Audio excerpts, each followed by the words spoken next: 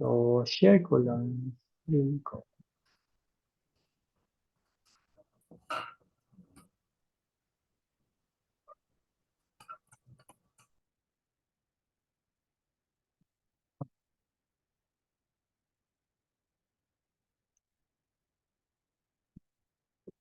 Okie dokie. Excited na ba kayo sa ating learnings for today? Yes po. Excited. Alright. So, yung topic natin for today will be right where he wants you. Ulitin mo nga.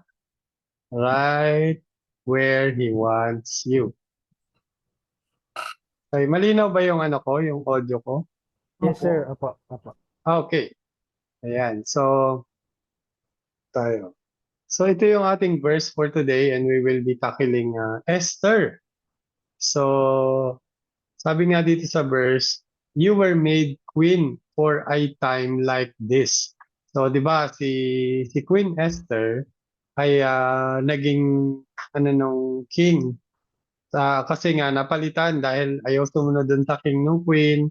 And then parang nagpa-pageant siya. And then ang nanalo is si Queen Esther. So, hindi niya sinasabi dun sa king muna na siya ay ano pala, Jewish. Diba? And then nagkaroon sila ng problem na inano ni Haman sa king na, oh, itong mga Jewish na to, dapat ano natin, pagpapatayin or ano. And then sinabi ni Mordecai, which is yung pinsan ni ni Esther, na you were made queen for a time like this. Diba kasi nga, maano na yung mga Jewish people, pagiging ma-attack sila and they will be hung to death. Diba? So, kaya, inano siya na mag-plead dun sa king. Siya ang naging, kumbaga, ginamit ni Lord para i-save yung buong tribe nila. Diba? And then, yun nga, uh, nakinig siya sa kay Haman and then na-save yung buong ano, 'di ba? And si Haman pa yung binitay kasi nga nalaman ng king yung mga pinagagagawa niya. Ayan. So a quick background lang but you can read Book of Esther. Short lang yan na book. So pwede niyo siyang yan. So sabi nga dito, sabi ni Mark Twain, the two most important days in your life are the day you were born, oras na pinanganak ka, at saka the day you find out why. Di ba bakit ba ako pinanganak? Nalaman mo yung purpose. Di ba nalaman mo yung layunin? Hindi lang pala ako basta kakain lang, mabubuhay lang. Di ba may purpose pala? Di ba? Kaya very important na sabi ni Mark Twain na two most important days in our life is the day you are born and the day you find out why. So sana nalaman na natin lahat kung bakit tayo dinala ng Lord dito sa mundong ito, bakit tayo may kapansanan. Hopefully lahat ay alam na at alam na yung layunin nila, bakit meron sila no. 'Di ba? So it's always an opportunity para sumunod kay Lord, gawin yung will ni Lord. Diba? Magliwanag siya sa atin. Ayan. So, sabi nga, the story of Esther teaches us two important truths. Dalawang napaka-importanting katotohanan. Una, we need mentors to guide us. Kailangan natin ng mga mentor na mag-guide sa atin, magdi-disciple sa atin, magtuturo sa atin, magko-coach sa atin. Di ba? Kailangan natin yung mga yan. And then, number two, we need to know where we are, where God wants us to be. 'Di ba? Kung saan tayo nilagay ni Lord, doon tayo. 'Di ba? Ayan, so discuss natin. Ayan, sa una, so we need mentors to guide us. Sabi nga dito, because she was willing to listen. 'Di ba? To Mordecai, Esther discovered that her calling wasn't just to be a queen but a deliverer of her people. 'Di ba? So minsan ito yung nami-miss natin, no, yung willing to listen. 'Di ba? Pagka ano, hindi, alam ko na 'to, napag-aralan ko na 'to.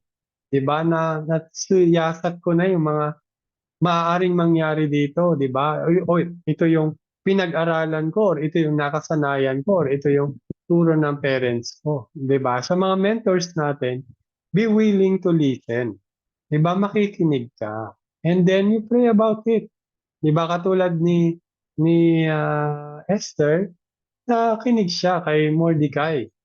'Di ba, kasi alam niya na si Mordecai is also a man of God. 'Di ba? So nakikinig siya and then na-discover niya that her calling is hindi talaga hindi lang maging queen, but to deliver her people para i-save yung mga people niya doon sa extinction, 'di ba? Para mailigtas ang kanyang mga tao. So it's an opportunity for Esther na magamit siya. 'Di ba? Kaya very important yung mga ano natin, mga mentors at saka mga leaders. 'Di ba? Sabi nga sa Proverbs 11:14, "Where there is no guidance, the people fall." 'Di ba? But in abundance of counselors, there is victory. 'Di ba? Kung marami kang pinagtatanungan, mag-pray, lalo na yung mga pinagtatanungan mo ay mga godly people. 'Di ba? Siyempre, hindi ka bibigyan niya ng mga payo na hindi ka lugod-lugod sa Panginoon. 'Di ba, kaya very important na magtatanong tayo, 'di ba? And prayer is very important. Not only dun sa prayer mo na, "Lord, sana guide mo rin ako dun sa mga taong pagtatanungan ko." 'Di ba? At most importantly, talagang yung heart mo should be, "Lord, gusto ko yung plano mo sa akin. Gusto ko yung gusto mong ipagawa sa akin. Kasi, I can only plan but si Lord ang mas, 'di ba, masusunod, 'di ba? At mas mabuti 'yun sa atin, 'di ba? Sabi nga sa Romans 8:28, everything happens for our good, 'di ba? To those who love Him and are called for His purpose. So tinawag tayo sa purpose ni Lord. Mahal natin siya. So everything happens for our good. Kahit pa may kapansanan ka, sabi ni Lord, everything happens for our good. 'Di ba? Kaya magtitiwala tayo sa Kanya. 'Di ba na nandito pa rin tayo, ilang taon na tayong magkakasama, 'di ba? So, nandito pa rin tayo, naggo-grow tayo with the Lord. God is moving in every part of aspect of our lives, 'di ba? And we are blessed every day na may pagkain tayo sa pagkainan, may mga taong tumutulong sa atin, i-assist tayo, 'di ba? Nagpo-provide si Lord ng not only siguro sa finances, but also yung strength mo every day na kumilos, 'di ba? Ma yung may mga bagay na nagagalaw mo pa. 'Di ba, tulad ako, oh, Lord, thank you sa araw na ito nakakahinga pa ako. Nagagalaw ko pa yung kamay ko, yung paa ko, yung tuhod ko nakakakain pa ako. 'Di ba, nakakapag-CR pa ako. Thank you sa aking mag-ina, 'di ba, na nagbubuhat sa akin, 'di ba, kung saan man. 'Di ba, so in our decision making kapagka meron tayong mga guidance, especially sa pagre-read natin ng Bible, 'di ba, and people around us na pinadala ni Lord, we should listen, 'di ba, and discern kumbaga kung ano yung pinagagawa talaga ni Lord sa atin. Ayan, so sabi nga dito, so who's our Mordecai? Sino ba mga advisor natin? Sino bang mga mentors natin? Naisip mo na ba yun? Sino nga ba nagme-mentor sa akin? Sino nga bang tinatanungan ko kung may kailangan akong malaman or paggawing desisyon na hindi ko alam kung anong gagawin, 'di ba? So, who knows us well enough to confirm and clarify our calling in life, 'di ba? Sino 'yon? Tanungin mo sa sarili mo sa pagnilay-nilay mo. Sino kaya yung kailangan confirm at maka-clarify kung ano talaga ang dapat kong gawin, 'di ba? Ano dapat ang kong sundin, 'di ba? So, very important 'yun.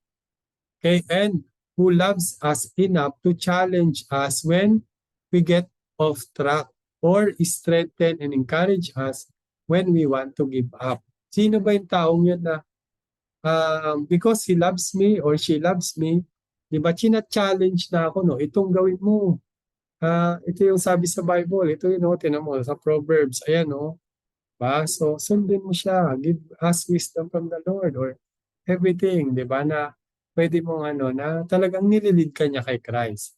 Di ba? And in-encourage ka to do at wag mag-give up. Di ba? Huwag kang mag-give up dyan, konti na lang. Kaya mo yan. Hindi, hindi pa yan yung ending. Kumbaga, ano pa lang yan. Wala ka pa sa kalahati, di ba? Kaya kaya-kaya mo yan, di ba? With all the things that God has given you, talent, skills, mapagtatagumpayan niyo yan. Lalo-lalo na kasama mo sila.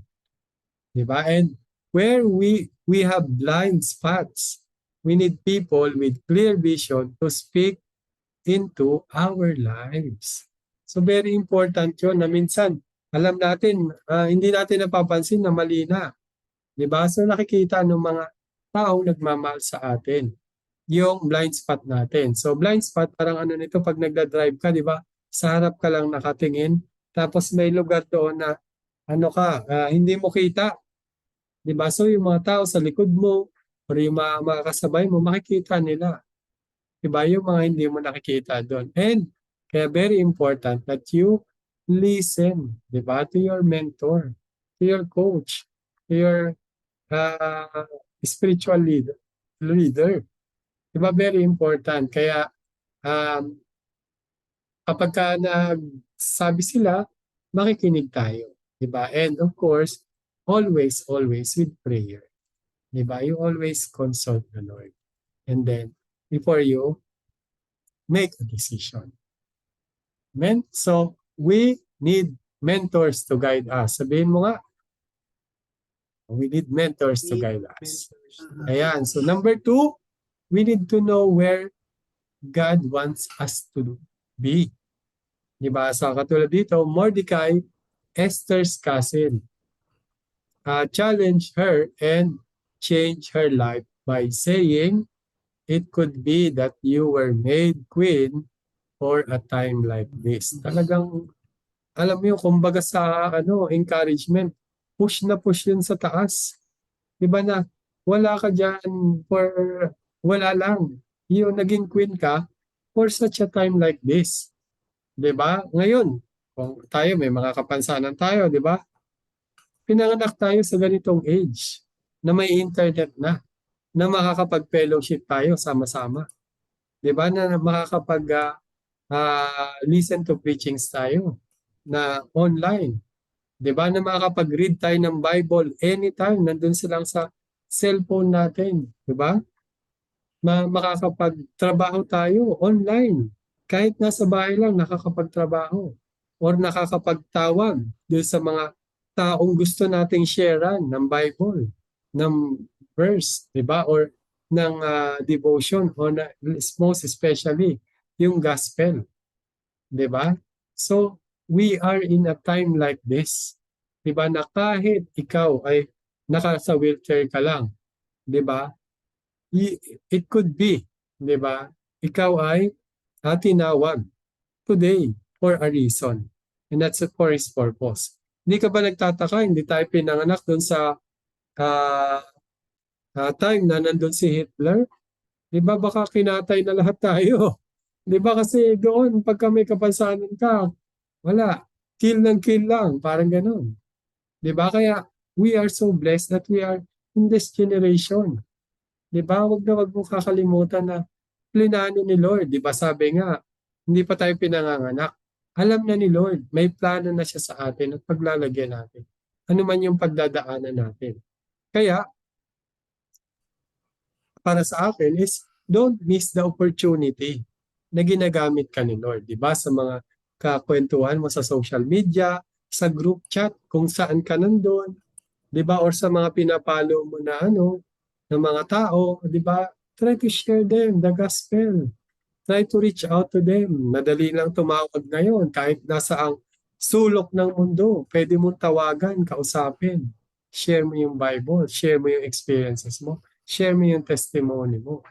Diba? The thing that makakapag sa kingdom ni Lord, makakapag palawak palalo. Diba? Kaya don't miss the opportunity na Kala mo nandito lang tayo, may cellphone ka, binigyan ka ni Lord ng cellphone, ng gadget, ng computer, ng internet. Kala mo wala lang yan. But all, lahat yan ay kay Lord. And we should use it for His glory, for His honor, and His purpose alone. Diba? Itong katawan natin. Diba? Ginagamit to para sa may glorify si Lord. Diba? Yung mga skills mo, use it to bring glory to the Lord. Yung mga kaya mo pang gawin.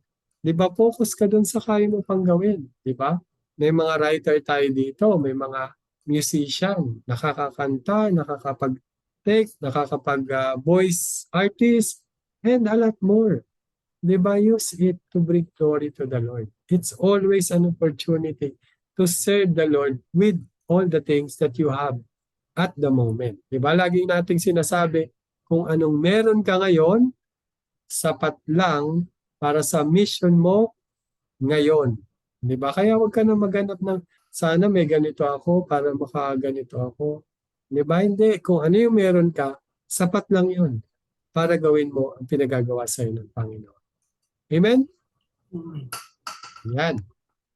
So, tuloy natin. So, Esther didn't set out to be queen, but once she was, she had to decide between her comfort and her calling. Diba? So, minsan, ito yung nagpapaano sa atin na parang hirap, uncomfortable, nahihirapan ako doon, pupunta ako doon, ang hirap-hirap, naka-wheelchair lang ako, hindi naman ako makagalaw. Diba? Or, di na lang ako doon, parang wala naman akong kakwentuhan. Diba? So, minsan nagiging ganun tayo. But, ito ay, ano ba yung kinol sa'yo ni Lord at yung comfort mo? Diba? It's always a decision every day. Diba? Gusto mo ba lumipas na lang ang araw na to na hindi mo na please si Lord? Or lumipas ang araw na to na wala lang, okay, buhay, kumain, natulog, bukas gising ulit. Diba? It's a cycle. But kung alam mo yung calling mo, kaya yung purpose mo, bakit ka nabuhay dito sa mundo, that will ignite your passion, that will ignite you to serve the Lord. Diba na Lord, bigay mo itong buhay na to, prepare mo ako, for example, si Bro Lance, 44 years old na. So 44 years mo akong prepare sa araw na to, Lord. Sa Friday na ito na mag-i-speak ako ngayong November 10. Thank you, Lord, for preparing me for that whole year. Lahat ng natutunan ko, lahat ng experience ko, lahat ng testimony ko ay gagagamit ko sa araw na ito because you prepared me for this day. Diba? Kaya wag nating hayaan na tumipas lang yung isang araw na wala tayong ginawa. Hindi tayo naging productive or wala tayong nagawa para sa Panginoon. Because this life is all about the Lord. Diba? It's a choice we must all make. Diba? Always choose. Diba? Kaya nga, ang prayer natin is help us to choose and make decision every day for the Lord. Diba? Not for our own selves. Kasi kapag tayo, yung sarili natin, it leads to distraction eh. Pero pagka kay Lord, praise God. Okay, kung ano man yung paggawa mo, Lord, susunod lang po ako. Okay, di ba? Para minsan, pag Sunday, okay, Lord, alam ko, third floor yung ano namin, yung aming church. Pero sabi mo, Lord, punta lang ako. Di punta lang ako doon.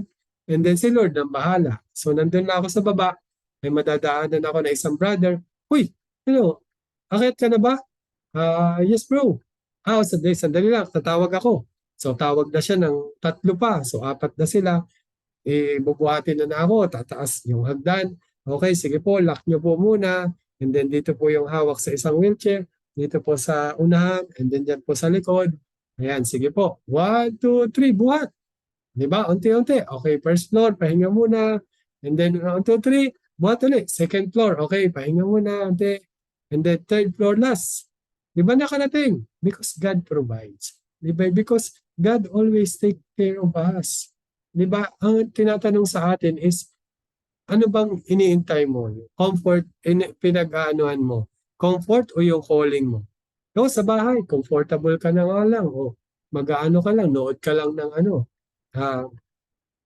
online service. Okay na yun. Praise God. Pero minsan, di ka naman makapokus. Minsan, nag-service ka. makain, tingin-tingin, kakausapin ka, na naglilinis ng plato, may maingay doon, di ba? But a lot more, andun yung heart mo dapat. Di ba? But kung ano man yung magiging decision nyo, make sure at to bring glory to the Lord. Make sure na pinipili mo si Lord towards it dahil He always takes care of us.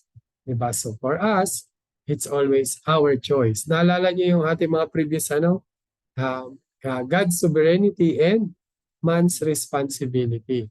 So yung part natin, you try to decide properly. You try to always be aligned with the Lord kung ano yung pinagagawa niya. And be intimate with Him. Na Lord, ito ba talaga yung will mo? Lord, ito ba? Lord, sabi mo, ito yung will mo. Hindi ko man ito naintindihan pero susunod ako sa iyo kasi ito yung sabi mo sa akin na gawin. Diba? At the Lord never contradict His word naman. So kaya nga, very important na babasahin mo yung Bible. Diba? Para kapag nagsalita ang Holy Spirit sa iyo, alam mo. Diba? Knowing the will of the Lord is it biblical? Is it the Holy Spirit binordained sa'yo? And by the council, di ba, like Mordecai, yung ba yung sinasabi ng iyong mga advisor mo? Di ba, ng mga counselor mo? Di ba? So, you would know the will of the Lord. Okay? So, choose to do the will of the Lord. Okay? Ayan. So, sabi nga dito, whatever our particular calling is, when God calls us, it's our cue to get moving. Diba? Sumunod ka na. Pag tinawag ka ng Lord, sunod ka lang. Diba? Sumunod ka agad. Diba? We may be tempted to think we're just treading water right now or waiting for some other time or more important opportunity. So, okay, pag ganito ako, Lord, pag magkaroon ako ng work, magsiserve na ako sa iyo, or pag mapasagot ko tong babaeng to, magsiserve na ako sa iyo, or kapag naging kami na nitong lalaking to, magsiserve ako sa iyo. Hindi ganoon, di ba? No excuses. Pag tinawag ka ni Lord, sunod agad. Di ba? You follow the Lord. And most importantly, talagang make sure na you pray about it. And mararamdaman mo naman na yun yung sinasabi sa'yo ni Lord. Diba? And kailangan,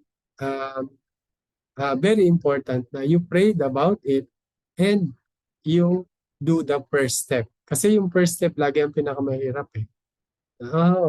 Dito na lang ako sa bahay. Sarap-sarap dito. Nakaupo lang ako, nood lang ako ng Netflix. At pa ako mag-church. Diba? So yung mga ganon, which is decide. Diba? Because God is working in you, through you, and for you.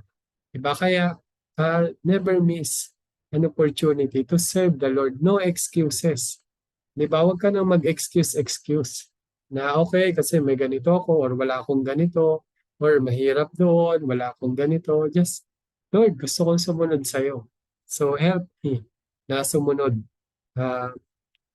Touch the people around me na tulungan din ako na pumunta doon sa gusto niyong papuntahan or gawin ito sa mga gusto kong napagawa. Diba? Kaya you surrender your life to the Lord. And for sure, sabi nga natin lagi, when you surrender to God, miracles happen, and in our weakness, the power of God is seen. Diba? John 9 verse 3. So very important. Right? Ayan. So sabi nga dito, but we don't get to choose our time. God does that. Okay? So, hindi daw tayo pumipili ng time natin because we know that God is our master and we are His servant. Diba? Si Lord ang nagbibigay ng exact time niya. Diba? Sabi nga sa ating God's best, diba? Sabi nga dito sa Psalm, so my times are in your hand. Diba? So, na kay Lord ang time. Diba? Sabi nga ang formula ng God's best ay God's will, God's way, and God's time equals God's best. Diba? Kaya you always focus on the Lord. Diba? Kung gusto mo ng God's best, you have to trust His timing. Trust His way na minumold ka pa niya. Kung ang pinagpipray mo ay asawa, so trust mo yung timing niya, yung way niya. na ikaw ay maging good ano rin. 'Di ba? Maging karapat-dapat dun sa mapapangasawa mo. Or kung workman yan, ikaw ay dapat, Lord, sana ay karapat-dapat na ako dun sa trabaho na ibibigay mo sa akin in the future. 'Di ba? Or kung kliyente man yan, Lord, sana ay magaling na ako or karapat-dapat na ako dun sa isang kliyente na yun. Or sa isang project na ito, Lord, sana lahat ng skills ko ay ready na ako. Or stewardship, ng bahay man yan, sasakyan, computer, cellphone, and lahat. Sana, Lord, ay ready na ako to handle this properly and remind myself to always surrender to you and be a good steward and honor you with all these things na pinagkakatiwala mo sa akin. Diba? But I trust your timing. Diba? Na kahit wala pa to sa mga kamay ko, I pray, Lord, na sana you are maging ready ako as you transform me every day. Diba? And pag dumating yung time ni Lord, for sure, by hook or by crook, matutuloy yun. Ano man yun. Diba? Parang yung healing natin. Diba? Nagdadating naman yung healing natin eh. It's just a matter of time. Kaya habang nandito pa tayo sa journey, don't miss the opportunity to serve the Lord while we are in this journey. Kasi alam na ni Lord ang katapusan nito eh. Gagalit naman tayo, di ba? Or may naghihintay sa atin na glorified body. Di ba? So, it's up to the Lord but enjoy the journey, endure the journey, and persevere. Di ba? Because this life is all about the Lord, not all about us. Kaya kapag umaasa ka kay Lord, talagang, ay, umaasa itong taon to sa akin. Okay, bibigyan ko siya ng dapat niyang kailangan. Diba? Kaya umasa lang tayo kay Lord at sundin yung mga pinagagawa niya sa atin. Kasi hindi naman talaga natin kaya without the Lord. Okay? Sabihin mo nga sa sarili mo, hindi ko kaya without the Lord. Diba? So tandaan mo yan. And always remind yourself to protect you from pride, protect you from pagiging mapagmataas or entitlement. Lahat. Hindi natin kaya without the Lord. Kaya the soon you realize that, the better. Para yung mindset mo, expectations mo, hindi nakatuon kay Lord. Amen? Ayan. So sabi nga dito sa action point natin, check with God if where you are right now is where He wants you to be. Di ba? Baka naman punta ka ng punta dyan, di naman dyan yung plano ni Lord sa'yo. Di ba? Or nandyan ka na, huwag ka nang umalis dyan. Stay there and punta ka lang dyan sa righteous path ni Lord. Basta huwag ka lang maiinip. Keep on doing what God wants you to be and He will surprise you for sure. Diba? And sabi nga dito, if it isn't, start the process of moving towards His plan. Diba? Kaya very important that you read the Bible, you join Bible study, you listen to preachings, diba? And makipag-fellowship. Diba? Para malaman mo yung plan sa'yo ni Lord. Diba? Para sundin mo. At ang pinaka-importante dito ay sumunod ka yung action mo. Dahil lahat ng pinag-uusapan natin dito ay naririnig mo lang, natututunan mo, pero kung hindi mo isasabuhay, wala rin. Wala rin mangyayari. Kaya as God transform you every day, continue to always naka-plug in kay Lord. Naka-anchor kay Lord yung buhay mo. Lord, ano ba yung gagawin natin today? Lord, ano ba yung gagawin ko dito? Lord, ano ba yung sasabihin ko dito? Lord, ano ba yung plano mo dito? Help me, open my spiritual eyes. Lead me, Lord. Di ko kaya to without you. Diba? So you humble to Him. At for sure, di ba sabi sa James, He gives wisdom abundantly without finding any fault. So, bibigyan ka ni Lord ng wisdom. Kaya very important kapag may nalaman mo na yon, you act according to what God wants you to do. Okay? So, ask Him for success right where you are. Kaya kung ngayon ka, katulad na sabi natin kanina, kung ano man ang meron ka ngayon, sapat lang yan sa pinagagawa ni Lord sa'yo ngayon. Okay? So, huwag ka na maghintay na pag may ganito lang ako, sana makakagawa ako nito, magagawa ko to kay Lord. Hindi, hindi ka na, alam naman ni Lord yung capacity mo, alam naman niya yung kaya mo.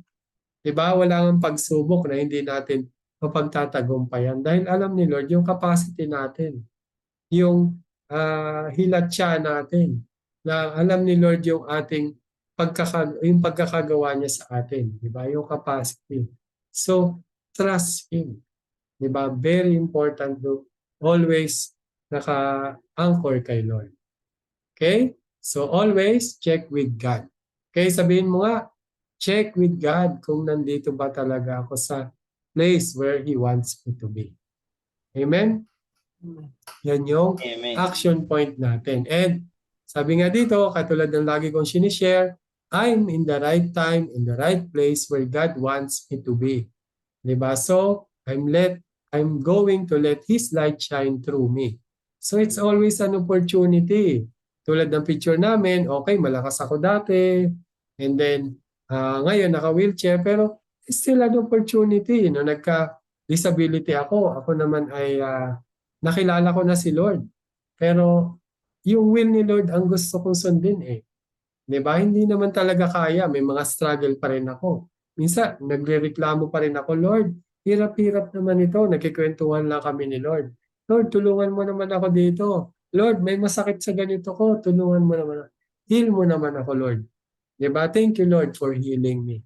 Lord, thank you. Nagagalaw ko pa yung kamay ko, nakapag-message pa ako, nakapag-operate pa ako ng Zoom. Thank you, Lord, nakapag-work pa ako.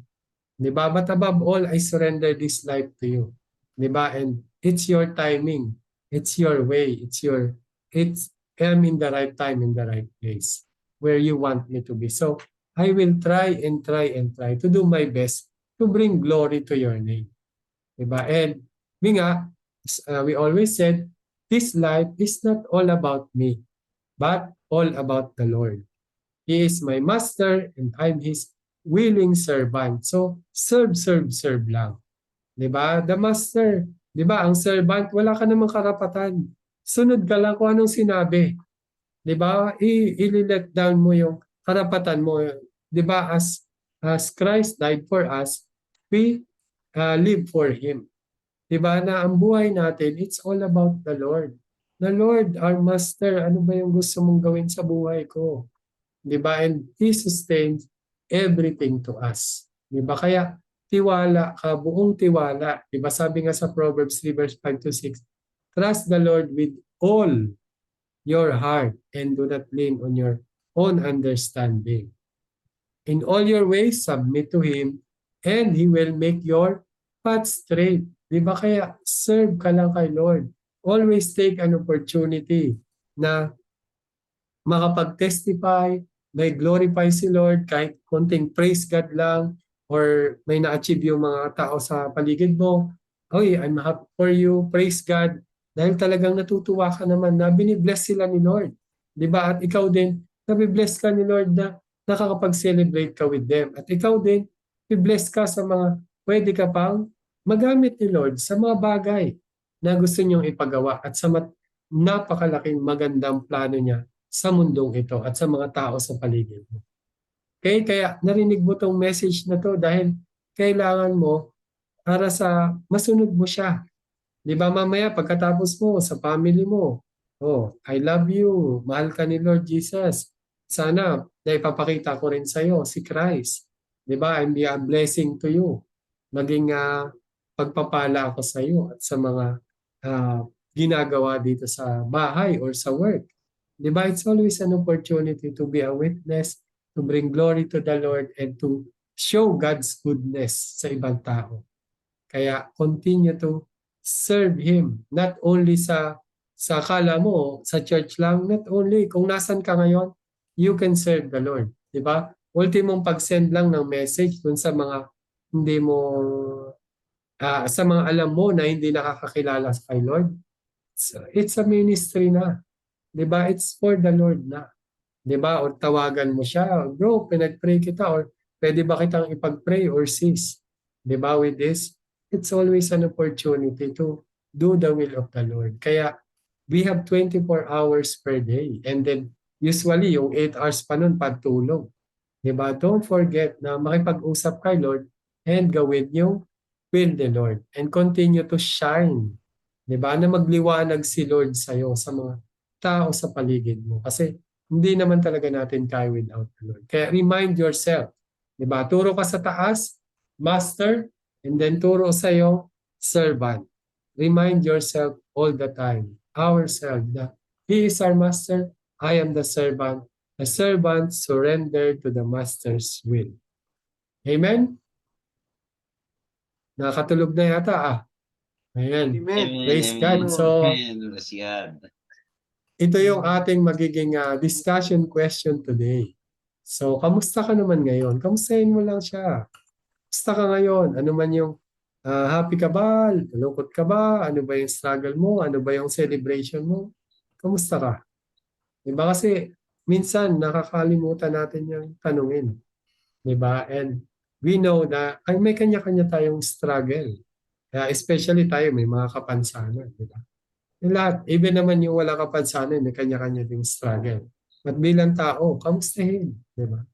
And number 2, ano ang mga hamon sa buhay mo ngayon? Diba? Ano ba yung mga challenges sa buhay mo? And number 3, ano ang natutunan mo sa mensahe ngayon at paano mo to isasabuhay? Yan, praise God. So, okay lang ba pag-pray tayo bago tayo mag-break out? Okay. So, Father God in heaven, thank you, Lord, sa message niyo today. Thank you, Lord, for the life of Esther, life of Mordecai, Panginoon, that inspired us, encourages us, Panginoon, to find a mentor, to ask you, Panginoon, if we are in the right time, in the right place, Panginoon, na where you want us to be, O God.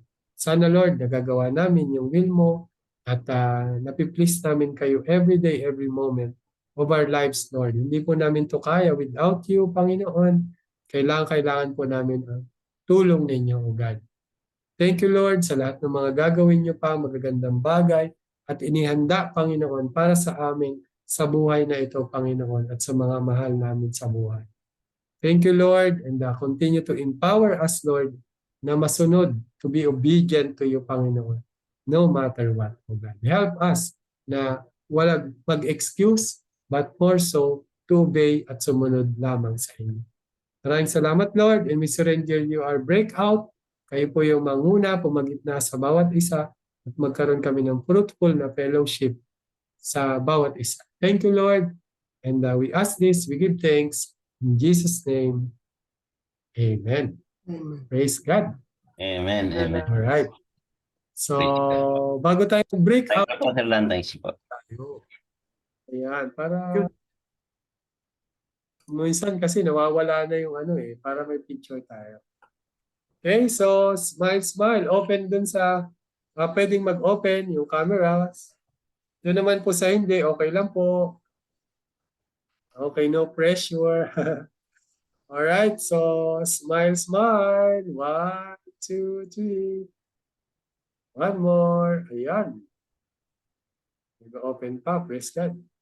Alright, sige. So, check ko lang po yung ating breakout rooms. Kung ready na. Ayan. Right. Natapawin na ako. Pasensya na. Hindi na sila makasali sa breakout room natin. Okay lang po. Sadyan, Thank you. okay lang po. Thank you. Ingat, ingat po. Salamat na. Okay, so we have 30 minutes. So, enjoy po kayo. Ayan. Open ko na po yung breakout rooms. God bless.